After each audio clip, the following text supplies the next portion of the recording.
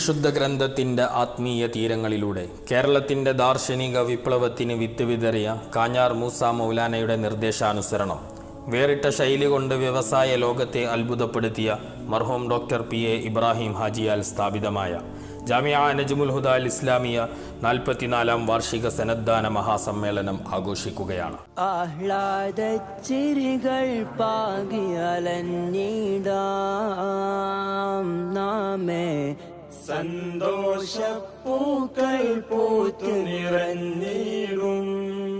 ഖുർആനിക അക്ഷരക്കൂട്ടുകളെ ആദ്യാന്ത്യം ഹൃദയസ്ഥമാക്കിയ 97 ഹാഫിളുകളും 32 ഹാഫിളത്തുകളും ഇസ്ലാമിക നിയമനിർദ്ദേശങ്ങളെ കണ്ടും കണ്ടെത്തിയും ശരിയാ പഠനം പൂർത്തീകരിക്കുന്ന 142 യുവ പണ്ഡിതരും കർമ്മശാസ്ത്ര രംഗത്ത് വിധി പ്രഖ്യാപന യോഗ്യത നേടിയ 32 മുഫ്തിമാരും ബിരുദധാരികളായി മാറുന്ന ദ്വിദിന കാര്യപരിപാടികളിൽ ജമിയത്തുൽ ഉലമാ ഹിന്ദിൻ്റെ ആദരണീയ സാരഥി മൗലാന മഹ്മൂദ് അസ്അദ് മദനി, ലക്നൗ ദാറുൽ ഉലൂം നദ്വത്തുൽ ഉലമായുടെ ഔദ്യോഗിക ശബ്ദം ഷെയ്ഖുൽ ഹദീസ് മൗലാന സക്കരിയ സമ്പലി, നവകൈരളിയുടെ അഭിമാനം സയ്യിദ് റഷീദ് അലി ശിഹാബ് തങ്ങൾ, പാർലമെൻറ്റിലെ നിശ്ചയദാർഢ്യമുള്ള നിലപാടിൻ്റെ സ്വരം E.T. Muhammad Basheer MP, M.K. Muneer MLA ഉൾപ്പെടെ മതസാമൂഹിക സാംസ്കാരിക രാഷ്ട്രീയ രംഗങ്ങളിലെ പ്രമുഖർ പങ്കെടുക്കുന്നു.